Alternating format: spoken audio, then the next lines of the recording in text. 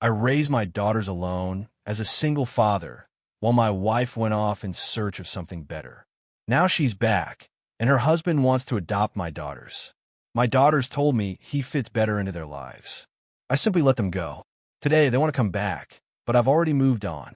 I spent years raising them, protecting them, educating them, until the day they told me they didn't need me anymore, that they had found someone better. I let them go, and when they realized their mistake, it was already too late. Maybe you'll think I was cruel, or maybe I simply learned to protect myself. Listen to the end and tell me, what would you have done? My name is Bennett, and I'm 54 years old today. But to be honest, all this chaos started several years ago. I worked for almost 30 years in the same factory. I started at the very bottom, you see, just an ordinary guy who clocked in every day. Over time, I climbed the ladder to a mid-level position. Nothing extraordinary, but enough to pay the bills. My wife, a big well, she left when our daughters were still very young. Isabella was 10, Charlotte only 7. Abigail wasn't cut out for this quiet family life. I think she needed something different. After she left, her visits were totally unpredictable. Sometimes she'd arrive, full of smiles and big promises. Other times, we'd go months without hearing from her. I remember one visit, when Isabella was about 14. Abigail promised she'd come to the school play. She said she wouldn't miss it for the world. We all waited for her, but she never came. Charlotte cried. I told the girls, she has her own struggles, but she loves you in her own way. But despite everything, it hurt. Most of the time, I was alone raising them. I wasn't perfect, far from it, but I was always there. I wanted my daughters to have a better life than mine, a life with more options. My own past was very simple, working class. We had enough to eat, a roof over our heads, but nothing more. No luxurious trips, no expensive toys, and I was determined not to let them experience that. So I worked hard. My main job at the factory, odd jobs, repairs for the neighbors, a bit of consulting from time to time, thanks to my experience in the sector. There were weeks when I worked 60, sometimes 70 hours, year after year. It wasn't easy, but it was worth it. Thanks to that, I was able to enroll them in a good private school. I hired tutors to prepare them for university. Then I paid for their studies too. Isabella even went on an exchange program in Spain for a semester, something I would never have dreamed of doing. Charlotte needed help with her first car. I bought it without hesitating for a second. We weren't living like rich people, far from it. My house is small. I still drive the same old truck I've had for 15 years. My work pants sometimes had more patches than original fabric. But the girls, they never lacked anything. They had everything they needed to focus on their studies, to have a relatively normal childhood, a good start. Things started to change when they were a little over 20. Abigail started coming around more often. She had remarried. Her new husband's name was Wesley. He seemed successful, or at least he gave that impression. He had his own business, wore expensive suits, drove a nice car. Abigail was different with him, more refined, I suppose. Wesley insisted on getting involved in Isabella and Charlotte's lives. He found an internship for Isabella at a company where he had contacts, and for Charlotte, he pulled some strings at a local agency. At first, I thought, good, maybe this is a good thing for them. More people to support them, it can't hurt. No, but I started to notice a change. The girls became more distant. The calls were shorter. They were always busy, often with things related to Wesley and Abigail. They talked about Wesley's beautiful house, the people he knew, while my small house, my quiet life, must have seemed very bland in comparison. I remember one weekend when I organized a camping trip, like we used to do when they were little. It was supposed to be just the three of us like the good old days. But they canceled at the last minute. Isabella said Wesley was taking them to an event. Charlotte said she had a networking appointment that Wesley had found for her. I'm not going to lie, it hurt. But I told myself, they're adults now. They make their own choices. Even though it was hard not to feel left out. Then the questions started, first subtle, remarks about genetics, about who they looked like. Apparently, Abigail was putting ideas in their heads. One evening, Isabella called me. She seemed hesitant, not very sure of herself. She asked me if there was anything I had never told them about their mother, or the period before the divorce. I asked, "What do you mean, Bella?" She said, "Mom said she had an affair a long time ago, before you separated, and now she thinks maybe someone else is our biological father." I was shocked. Abigwil and I had our problems, and not small ones.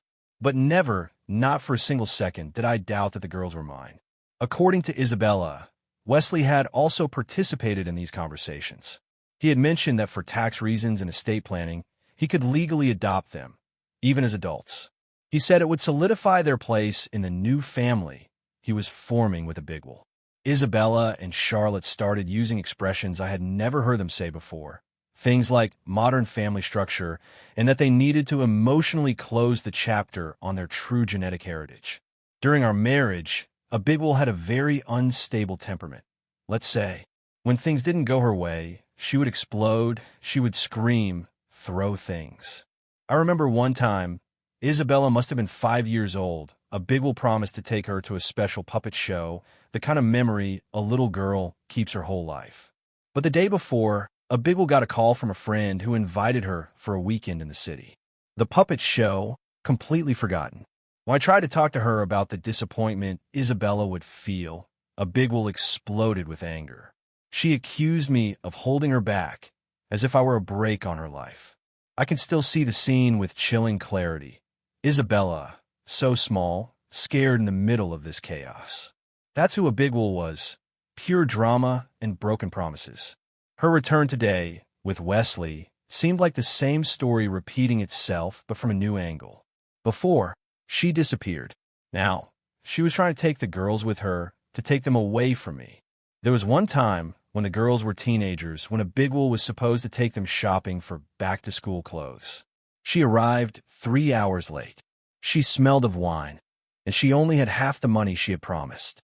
Charlotte quietly asked, "Can we still buy the sneakers I wanted?" Abigwil exploded. She yelled at them, saying they were ungrateful, that she was sacrificing so much just to be able to see them. Then she threw the money she had on the kitchen table and left furiously, leaving the girls in tears. The next day, I took them shopping. That was the pattern. Grand gestures followed by drama, then disappointment. Wesley seemed to smooth Abigwil's edges, at least in public. But that feeling of superiority, it was still there, hidden, and it was obvious that she was using him and his money to attract the girls. The big confrontation took place a few weeks after Isabella's call. They asked to come over, both of them. They sat on my old couch. Isabella did most of the talking. Charlotte stared at her hands without saying anything. Isabella repeated what Abigwil had said, that she had had an affair around the time Isabella was conceived, and another before Charlotte was born. She said, "Abigwil is almost certain that you are not our biological father. She is very upset about all of this," Isabella said, "and she wants to make things right." Then Charlotte spoke very softly. Wesley explained everything to us. She said that if he adopted them, it would simplify inheritance issues. He had said, "It's just a practical formality for your future financial security." Charlotte looked up and said, "It's just a legal matter, Dad. A tax thing and all." Isabella nodded. "It's nothing personal, Dad." And then she said something that really stabbed me in the heart. "Wesley fits better into our lives now. Mom is happier, and with his help, things are getting better for us." At first, I didn't say much. I just listened to them. My head was spinning. After all these years, all these sacrifices, this was the result? Their mother, the woman who had barely raised them, and her new rich husband were saying I wasn't their father, and they were accepting it as if it were a simple administrative detail, unimportant. I got up and went to my old closet. It creaked when I opened it, as always. I took out a file I hadn't touched in years.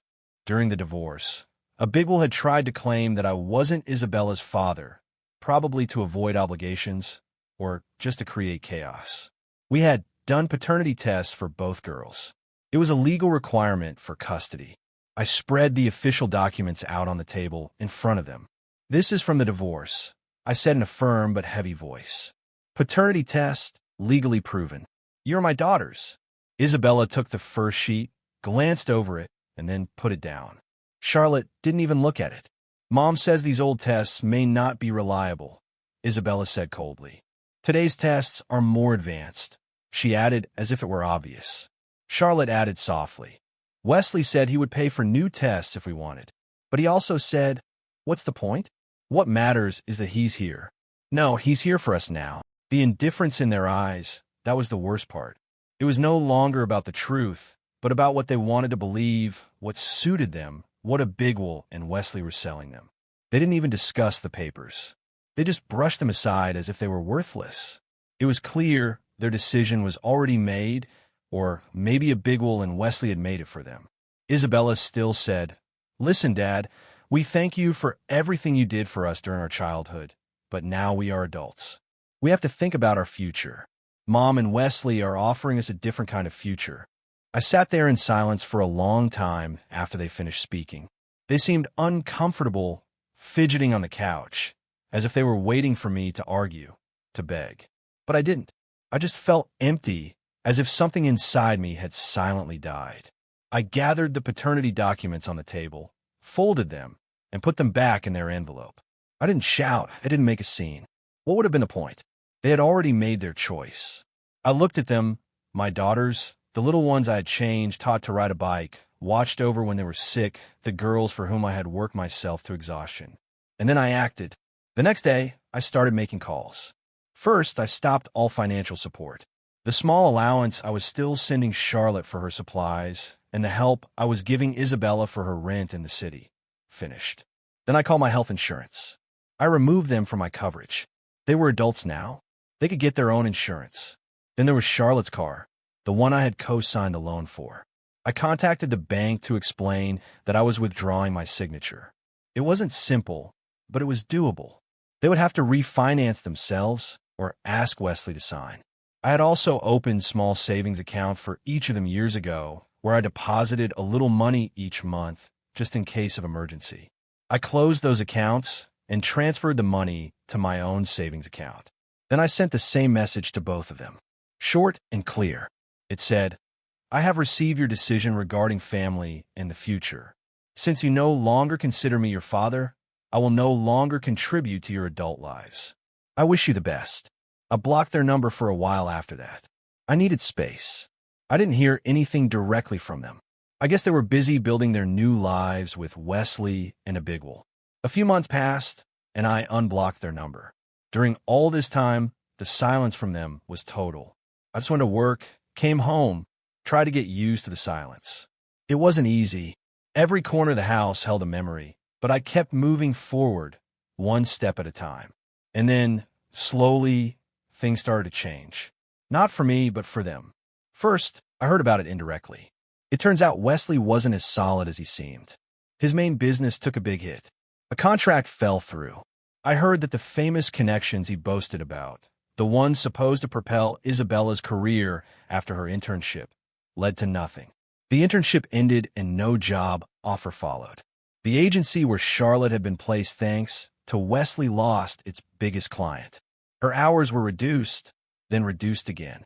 Apparently, a Bigwell and Wesley also began to withdraw emotionally. And, more importantly for the girls, the financial support, that sudden Harry, that different future no longer seemed so promising. Then the calls and messages started about 6 months after my text. Small things at first. Charlotte sent a message. Hi, Dad. Just a quick note to see how you are. No mention of anything. No apologies. Just a test. A week later, Isabella left a voicemail. Hi, Dad. It's me. I was thinking of you. Call me when you want. I didn't answer either of them. What I have to say, this is where I am today. They want to talk after everything they said, everything they did. After choosing Wesley and a Bigwell. After telling me that I wasn't their father and that Wesley fit better into their lives. Now that Wesley, is out of resources, they come back. You might wonder why the girls were so quick to believe a Bigwell or to go along with this whole plan. Honestly, it's complicated. But a Bigwell has a way of making people believe her, especially when she's emotional. When she completely breaks down, she can be incredibly convincing. She twists the facts, plays the victim, makes big accusations. She's always been very selfish. When she wants something, she's convinced she deserves it, no matter the price others have to pay. I think Wesley, with his money and apparent success, was like a shiny new toy for her, and the girls were part of this perfect new life she wanted to create. She probably portrayed me as the past, boring and stagnant, and Wesley as an exciting future. Was Wesley overtly malicious? I don't think he's a villain chuckling in the shadows, but he clearly made things easier for a bigwol and saw an opportunity. This whole adoption story, he probably presented it as a generous act, a way to take care of Isabella and Charlotte. I bet he didn't think beyond the superficial image, and he probably underestimated how much I was actually part of their lives and what it would cost him if he actually had to take on that role. Those suggestions about paternity, the tax advantages, everything was designed to make it seem logical, practical in the eyes of the girls. He helped the bigwol build this idea that they were updating their family. Did the girls show the slightest regret before things went wrong with Wesley? The answer is no. Not one. The calls and messages they started sending me again were very light, as if nothing serious had happened, as if they were simply testing the waters. No, sorry, no, we were wrong. Just a little hi, Dad. That told me a lot. By reading your comments and thinking about all this, I understood certain things. Many of you told me that I owe them nothing. Many also said that I should at least listen to them, if only to get some kind of personal closure, to see if they understood what they had done. I wasn't sure about this idea of closure. For me, their actions spoke for themselves. But then, a week ago, they showed up at my house unannounced. They just rang the doorbell one Saturday morning. Both of them. They looked exhausted. Isabella's eyes were red. Charlotte looked like she hadn't slept in days. Seeing them like that, on my worn doorstep, as if reality had finally caught up with them, I made a decision at that moment. I was going to listen to what they had to say. When Isabella asked, "Dad, can we talk?" I didn't answer right away. I just looked at them. Isabella lowered her eyes to the ground. Charlotte was biting her lower lip like she used to do when she was a child, nervous before a dentist appointment. After a few seconds, I said, "All right, come in. You have 10 minutes. They were visibly surprised. Maybe they expected me to slam the door in their faces. Maybe they had prepared for shouting, tears. But I simply turned around and went back inside. They followed me into the living room. The same one where, one day, they told me that Wesley suited them better. I didn't offer them a seat. I remained standing. They stood there, frozen, awkward like children about to be scolded by the school principal. Isabella began, "Dad, we really messed up?"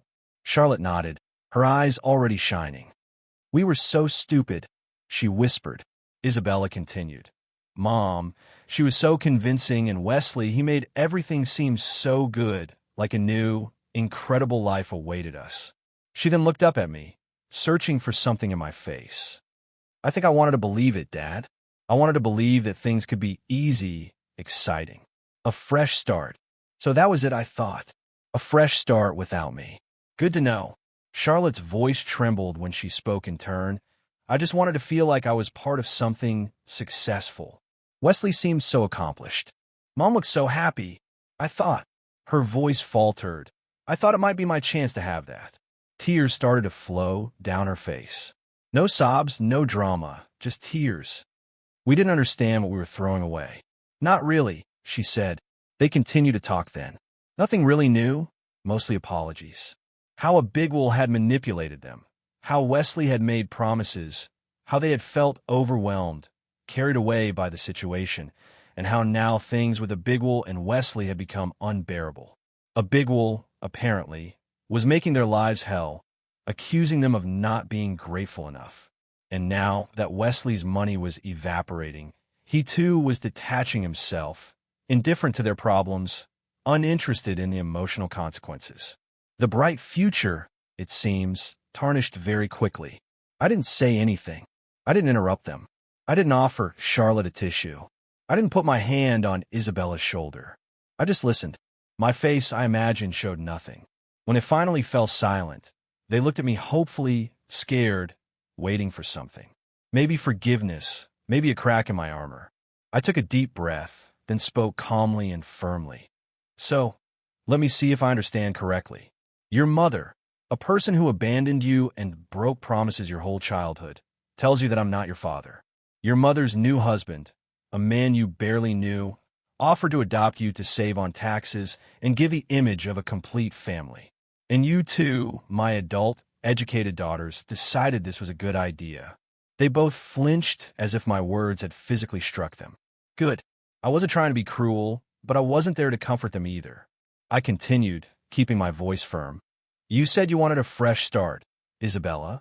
A fresh start from what? From the father who worked 60 hours a week to give you everything. She didn't answer. She just stood there, eyes red, mouth trembling. I turned to Charlotte. You wanted to be part of something successful. My life, my sacrifices for you, wasn't a success in your eyes. Charlotte's shoulders shook as she began to cry more openly. No, Dad, it's not. It's not what we meant. It's not what you meant. I interrupted her, still calm but sharp. What did you mean then, when you looked at that legal proof of paternity and ignored it? What did you mean, Isabella, when you told me that Wesley fit better into your lives now? You were very clear at the time. Dad, please. Isabella pleaded. We know we made a huge mistake. We are so sorry. Regret is not a magic formula, I said. It doesn't undo choices. Your choices, you made them. You chose their story. You chose practical reasons instead of decades of real life spent with me. They were both crying now. I paused, letting the weight of the moment settle like dust falling into silence. You were in this very living room, I said, gesturing to the room around me. And without the slightest hesitation, you disowned me as your father. Neither of them spoke. They couldn't. You came here today because your beautiful new life has fallen apart, I stated. Because Wesley's money is gone and your mother has become herself again. You didn't come back when you still thought Wesley was your ticket to an easy life. You came back because your safety net with them has disappeared. And now you hope that your old safety net, me, is still there. I looked at them, really looked at them. Isabella's face was pale, detached. Charlotte's mascara was running. Their tears didn't touch me. Well, I said, here's my decision. I didn't raise my voice, no need. You were right. You messed everything up. You messed up our relationship. You messed up my trust. You relinquished any obligation I had to you as a father because you consciously chose to believe I wasn't. I took a step forward. When you left this house, after that famous conversation, you became, for all intents and purposes, a Bigwell's daughters, Wesley's stepdaughters, no longer mine. Silence, only their muffled cries. So the 10 minutes are up. There's nothing left for you here. Not my time, not my money, not my help, nothing. I pointed to the door. Go back to a Bigwell and Wesley. It's them you chose. Live with that decision. Don't ever contact me again. It's over. Isabella looked at me as if I had just slapped her. Dad, you can't be serious. We're still your daughters. No, Isabella, I said. You were very clear about that. You're not anymore. I have the papers that prove that, biologically, you are my daughters. But you yourselves rejected that. You rejected me. So no, you are no longer my daughters. Not in any way that still matters today. Charlotte stood there, trembling, tears streaming down her face, unable to say a word. Isabella opened her mouth, then closed it. She must have seen something in my face, something final, because she didn't protest. She just gently took Charlotte's arm and led her to the door. I didn't stop them. I didn't say anything else. I just watched them walk to Charlotte's car, the one I had helped pay for, and drive away. I closed the door behind them. I didn't feel sadness. I wasn't angry anymore either. What I felt was silence, as if a storm had finally passed, and the air was clear, peaceful. There was harshness in what I said, I know, but it was the truth as I saw it. They burned that bridge long before they came crawling back. I only confirmed that it no longer existed. There was nothing left to salvage. I don't know what they'll do now, and frankly, it's no longer my problem. Update, 1 year later. Life is different since that last confrontation. I haven't heard a single word from Isabella or Charlotte. Not a call, not a message, not even a forwarded email. It seems they took my words seriously. Or perhaps a Bigwell and Wesley are keeping them on a shorter leash now. Or maybe they found another path, another solution for their crumbling lives. I don't know. I haven't sought to find out. Some might think it's coldness, but I spent over 20 years putting them first. Every decision I made, the extra hours, the postponed vacations, the things I never bought myself, even the evenings when I came home exhausted but still took the time to help them with their homework or fix a last-minute school project. Every choice was for them. And when they had the opportunity to show me loyalty, to stand by the man who raised them, they didn't hesitate. They believed the worst. They chased a fantasy and threw me away like an old piece of furniture that no longer fit their new aesthetic. The well of paternal feeling I had for them dried up the day they showed me those paternity papers, looking at me as if I were a stranger. What I told them during our last meeting wasn't anger speaking. It was simply giving voice to what they had already done. They had walked away long before I chased them away. Today, my life is simple. I get up, I go to work at the factory. I still wear my old jeans. I still live in my small house, with its creaky floors and that porch I never repainted. It's quiet here, peaceful. No more drama. No more unexpected calls asking for money for college or help with a down payment on a house. No more dipping into my emergency fund. No more wondering if they're okay, only to be met with silence or demands. That cycle is over. As for Bigwell and Wesley, I don't know what became of them. I don't ask, and no one tells me anything. They live in another city now. Our lives no longer intersect. I imagine Bigwell remains true to herself. People like her don't change. And Wesley, well, he learned the hard way that taking Bigwell and trying to buy a ready-made family isn't as simple as he thought. So that's the end of the story, I suppose. Nos grands dramatiques finales, nos surprises rédemption. They disappeared from my life, and I continue mine. I'm doing well. And thank you to everyone who listened, who offered kind words and thoughts. It helped me, truly. It helped to know I wasn't just shouting into the void. Commentary y Mr. Redit. This story is truly intense and above all deeply sad. It shows how selfishness and the pursuit of something better can push people to break bonds built with love and sacrifice. The protagonist wasn't perfect, but he gave everything to raise his daughters, and in the end, he was cast aside. Sometimes, when you burn a bridge, there's no going back. And perhaps that's the real lesson. And you, what would you have done in his place? Would you have given forgiveness a chance, or turn the page like him? Give your opinion in the comments. If you like the story, don't forget to like, comment, and subscribe for more stories like this one. See you next time.